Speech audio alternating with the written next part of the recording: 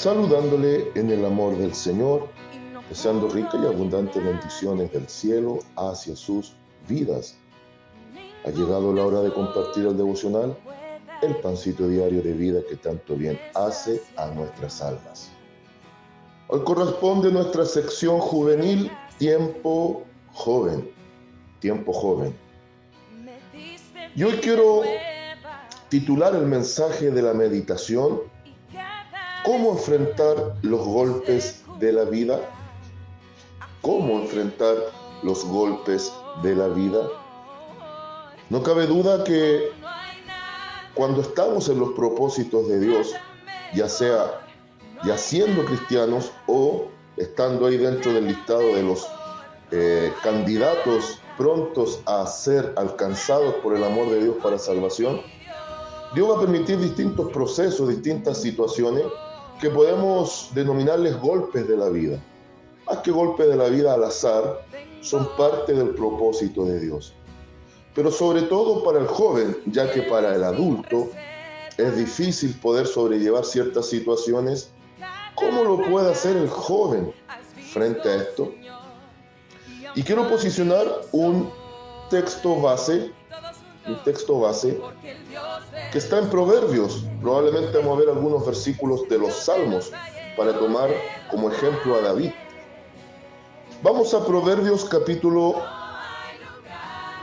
18. Proverbios capítulo 18. Versículo 14. Voy a leer en dos versiones, porque PDT es más sencillo el lenguaje. Reina Valera 1960 dice así: el ánimo del hombre soportará su enfermedad, mas ¿quién soportará al ánimo angustiado? Palabra de Dios para todos. El ánimo ayuda a sanar al enfermo, pero ¿qué esperanza tiene el que pierde el ánimo? Amén. Es cierto que cuando estamos bien anímicamente, fortalecidos en lo anímico, sirve incluso para soslayar y sobrellevar a lo mejor alguna enfermedad física. Sabiendo que la Biblia presenta que el hombre, el ser humano, es un ser integral, que en resumidas cuentas es un espíritu que posee un alma y habita un cuerpo. Es decir, tenemos una conciencia y aliento de vida que en lo profundo tiene un área en la cual hay una voluntad para tomar decisiones que manifiesta el propio yo, define el propio ser, y que habitamos en un cuerpo que va a servir como vehículo los días de nuestra carne. Y es una realidad.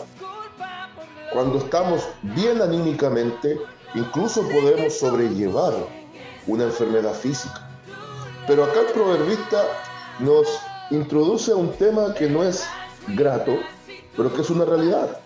El ánimo ayuda a sanar al enfermo, por supuesto. Incluso la ciencia ha dicho que muchas enfermedades son psicosomáticas.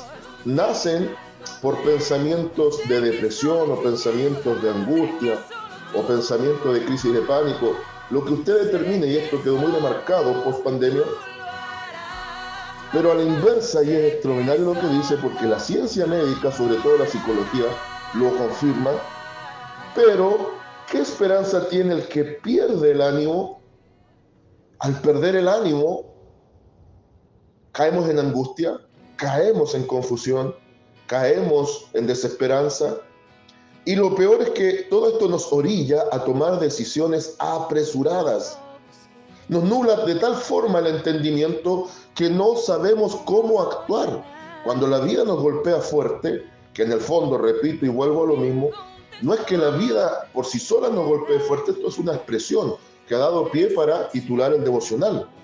La realidad, joven amado, y por qué no también adulto, hermano y hermana, es que estos golpes son la vara que Dios va a usar para formarnos, corregirnos, disciplinarnos y obviamente, cuando hemos estudiado a fondo el caso de Job, para permitir un mayor crecimiento de sus propios hijos, que Él quiere que crezcan.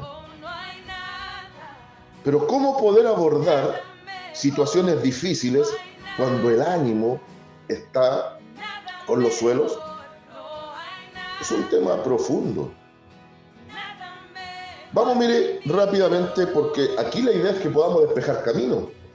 Lo peor es que en este ánimo caído tomemos decisiones apresuradas. Y en esas decisiones apresuradas no esperemos el tiempo de Dios y finalmente cometamos errores graves y gravísimos que nos van a señalar el camino paralelo al camino que Dios tenía originalmente trazado para nosotros, y nosotros mismos nos vamos a poner más carga y más peso y un camino más escabroso y difícil. Por favor, entiendan lo que quiero decir. Siempre en la mente infinita de Dios, Él se mueve en su plan A, en su plan perfecto, aunque permita cosas en su área de voluntad que, dado nuestra incapacidad humana, nuestra debilidad humana, incluso la toma de decisiones, Él va a permitir en voluntad permisiva que actuemos, aunque quizás no estemos alineados en lo ideal de Él.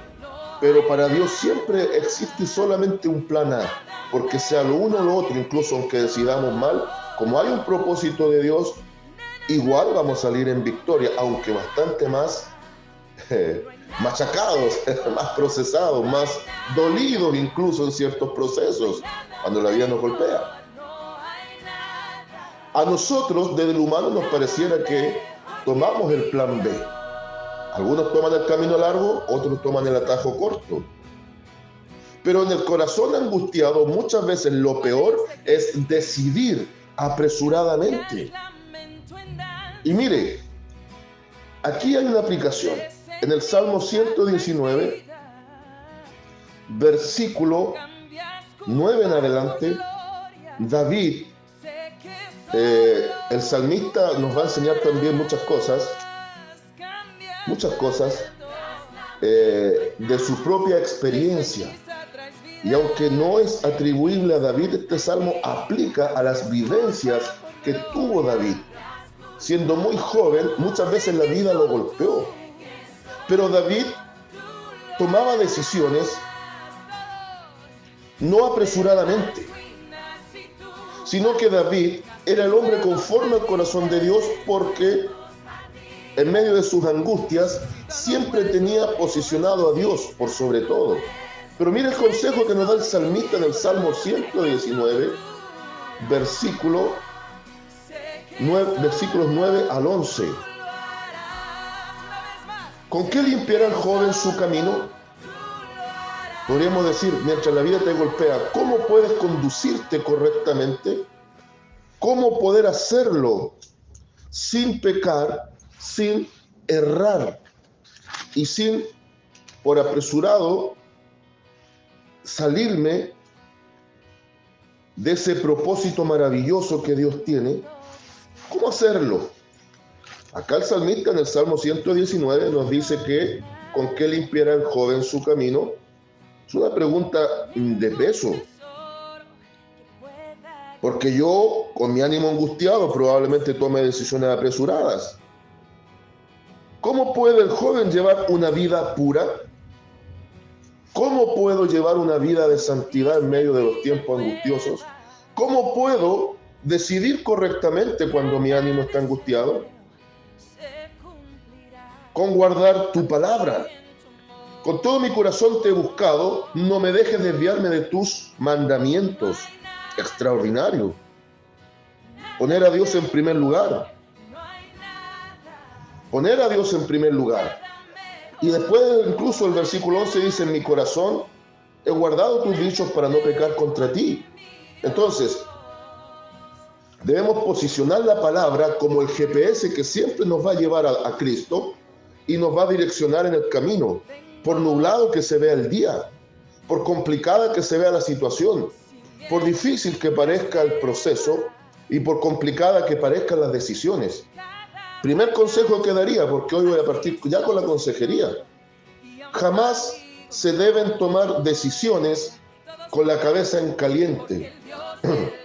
En medio de la aflicción de espíritu, en medio del quebrantamiento de ánimo frente a alguna situación difícil, ya sea de índole sentimental, de índole de enfermedad, de índole de economía, o todo tipo de azote que la vida nos pueda otorgar como herramienta de Dios para procesarnos, lo peor es decidir sin tomar el tiempo que se requiere para analizar la decisión que voy a tomar y sin esperar la resolución de Dios respecto de ciertos asuntos.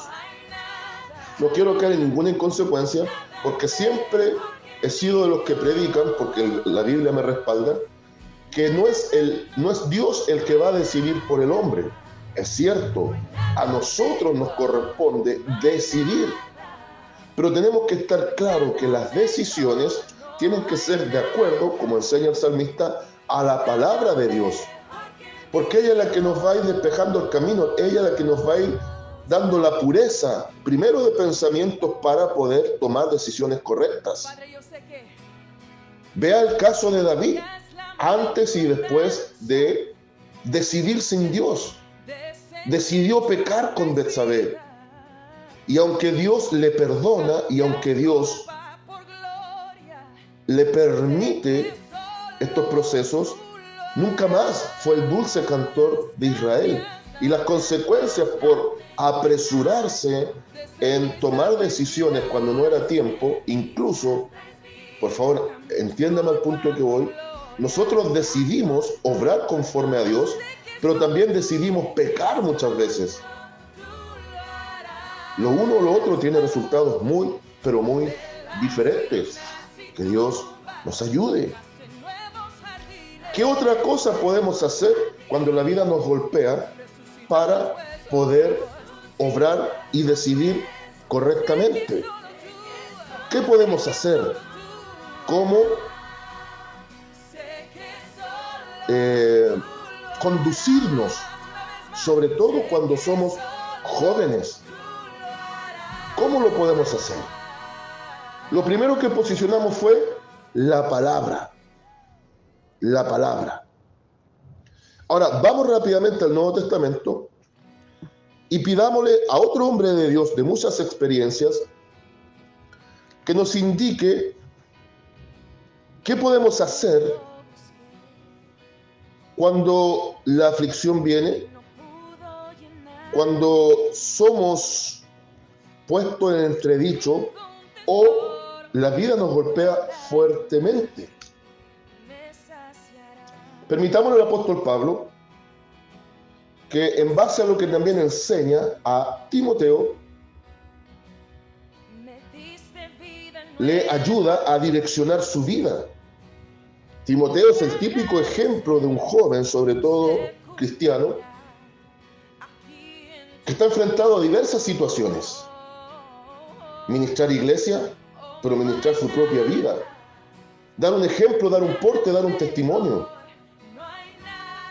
Poder dar ese calibre para el liderazgo. Escúcheme bien, si hay algo que muchas veces acongoja al joven, incluso ya un joven maduro y adulto, es poder cumplir con las expectativas de los demás. Pero ojo, primero tenemos que cumplir con las expectativas hacia Dios y hacia nosotros mismos. Cuando se nos viene el ánimo en angustia, cuando ya no tenemos ese ánimo pronto, esa fuerza espiritual, muchas veces, para poder avanzar o para poder decidir correctamente, ¿qué hacemos? Ya nos dice el salmista que lo primero es el GPS de la palabra que nos apunta al norte llamado Cristo. Pero mire lo que va a enseñar ahora Pablo a Timoteo, y tiene que ver con una disposición, y repito, una disposición personal de no descuidar lo que Dios puso en nosotros. No por un golpe fuerte vamos a dejar las cosas que son nuestra responsabilidad o al cuidado de otro o simplemente a la deriva. Porque tras nuestros lomos, es como el padre de familia, hay gente que también necesita del posicionamiento en el cual Dios nos ha puesto. 1 Timoteo capítulo 4, versículo 13 al 16. Mire el consejo que le da Pablo a Timoteo. Después que le dice que tiene que ser ejemplo para que nadie lo mire en poco, aunque era joven, y le da la directriz, un ejemplo en conducta, amor, espíritu, fe y pureza. 5 puntos de gracia importantes. Ahora, Entre tanto que voy, ocúpate de la lectura, la exhortación y la enseñanza. ¿Acaso no es lo mismo que decía el salmista? ¿Con qué limpiar al joven? Timoteo, ¿cómo te vas a mantener en pureza, dando ejemplo? ¿Cómo vas a permanecer en el ministerio, aunque estás con el ánimo caído? ¿Qué vas a hacer? Tremendos consejos. Ocúpate en la lectura, la exhortación y la enseñanza. Es decir, primero tú aliméntate, Timoteo, fortalécete y ahora fortalece a los demás. Lectura, exhortación, enseñanza. Asimila la palabra, presenta la palabra, vive en el consejo de la palabra y aconseja a través de la palabra enseñando. No descuides el don que hay en ti. Fortalece tu vida espiritual. Entonces, mucha atención. Primer consejo, cuando la vida nos golpea, ¿qué debemos hacer? Lo primero, para nada tomar decisiones apresuradas. Lo segundo, posicionar a la palabra como el GPS que nos lleva a Cristo. Lo tercero, fortalecer nuestra relación con el Espíritu Santo por medio de no descuidar la palabra y el don puesto en nosotros. El 13, ocúpate. No preocúpate, ocúpate. En mi propia vida tengo una consigna que ojalá alguien la pueda aplicar para sí mismo. No voy a entrar en detalles, pero tengo tantas obligaciones, tanto que hacer, incluso tantos cargos hoy por hoy, que obviamente es una honra inmerecida, es un privilegio. La palabra orgullo nunca ha estado en mi vocabulario y no debiese estar en el vocabulario de ningún cristiano.